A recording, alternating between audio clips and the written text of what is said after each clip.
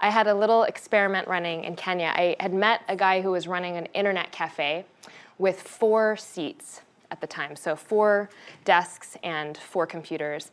And like many internet cafe owners in developing countries, he wasn't making much money because most people couldn't afford to spend the dollar per hour that his costs were running.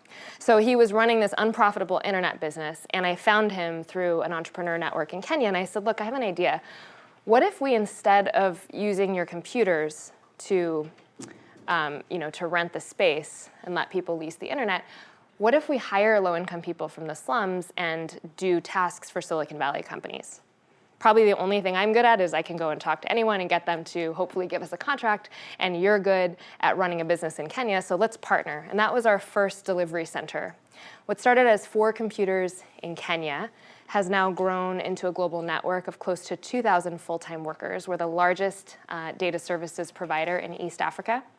And we've served all of these customers. And last year, we actually became profitable off of our earned revenue, working with clients including Google and Glassdoor.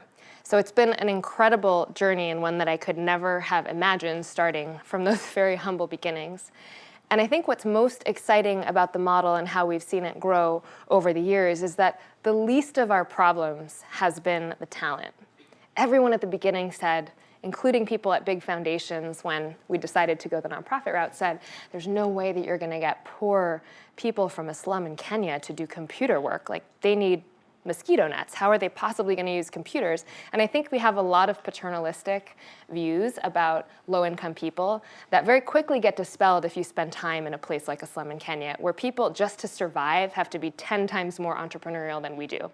If you made it to the point where you're 18 and a high school graduate in a place like Mathare, you have the most robust set of entrepreneurial skills you can imagine. And so we actually find that the least of our challenges is training and preparing workers to do digital work. The challenges are more in terms of infrastructure and logistics and scaling up in environments that are not always built for large-scale enterprise.